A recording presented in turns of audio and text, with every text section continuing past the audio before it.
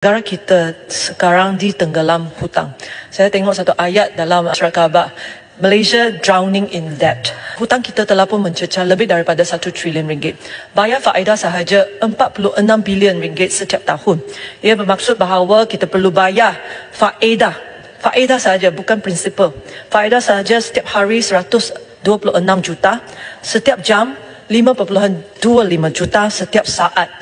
Setiap saat yang apabila saya cakap sekarang, kita setiap saat perlu bayar RM1,460 untuk bayaran faedah saja. Oleh itu, Puchong mengalu-alukan rang undang-undang ini telah menunjukkan satu semangat political will daripada kerajaan untuk membawa negara kita ke landasan yang betul. Ini adalah one step towards the right direction, satu langkah ke arah yang betul. Tetapi apabila Puchong membaca rang undang-undang ini dan dengan teliti peruntukan-peruntukan section-section, saya berasa bahawa mungkin kita boleh tambah baik lagi untuk masa depan. Yang satu, saya tengok baca peruntukan ini semacam satu job description untuk Menteri Kewangan saja.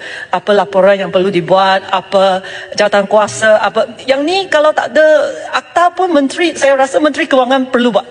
Oleh itu adalah agak sedih juga Malaysia telah di satu tahap di mana kita perlu ada satu akta undang-undang supaya Menteri Kewangan kita bertanggungjawab dan buat kerja mereka dengan betul. Persoalannya kalau kita ada akta untuk Menteri Kewangan, adakah kita juga kena ada akta untuk menteri-menteri lain?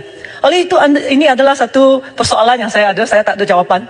Walaupun saya sangat sokong kepada rang undang-undang ini, tetapi agak sedih jugalah. Tambahan lagi, kalau kita tengok ya, RUU ini senarai tanggungjawab Menteri Kewangan. Menteri Kewangan perlu buat ini, perlu buat itu. Tetapi jika Menteri Kewangan tak patuh, tak buat, tak ada apa-apa peruntukan dalam RUU ini untuk sebarang hukuman ataupun tindakan yang boleh diambil. Ini mengingatkan saya Akta Orang Kurang Upaya yang diluluskan oleh Parlimen ini pada tahun 2008. Di mana kerajaan sepatutnya menyediakan prasarana awam yang mesra OKU. Tetapi sama juga seperti RUU ini, kalau tak buat pun tak ada apa-apa berlaku. Oleh itu sampai hari ini kalau kita tengok prasarana kita, banyak lagi tidak mesra OKU. So oleh itu saya nak penjelasan daripada kementerian, apakah langkah yang akan dibuat supaya ia tidak menjadi setakat kosmetik sahaja. Selain itu, Puchong juga ingin mendapatkan penjelasan daripada kerajaan berkenaan dengan perbezaan had nisbah hutang ke KDNK di bawah akta ini, iaitu 60% dengan hak yang ditetapkan di bawah Akta Pinjaman Tempatan dan Akta Pandanan Kerajaan 1983 pada 55%. Bagaimana kita menutupkan perbezaan ini?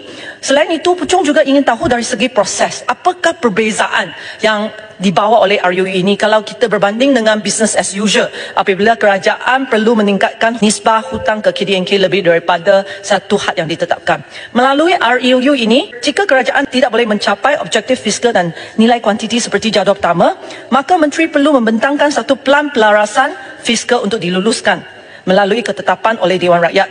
Kalau tak ada RUU, maksud business as usual, proses yang sama juga akan diambil walaupun berbeza bentuk. Puchong masih ingat lagi pada masa COVID melanda.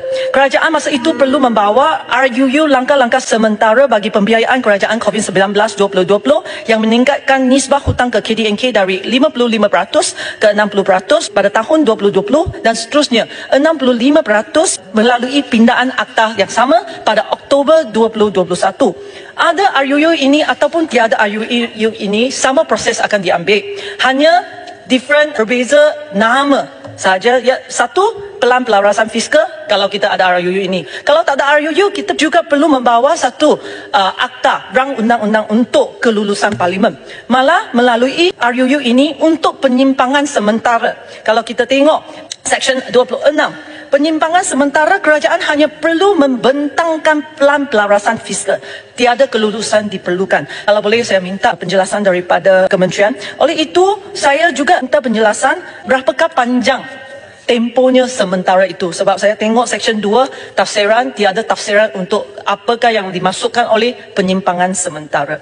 Akhirnya Puchong juga ingin minta penjelasan kenapa had liability persekutuan tidak dimasukkan dalam akta ini dalam jadual pertama. Itu sahaja yang saya nak dapatkan penjelasan daripada kementerian. Walaupun saya ada sikit teguran, tapi Tan Sri Speaker, Puchong sangat mengalu-alukan dan sangat setuju dengan pembentangan RUU ini.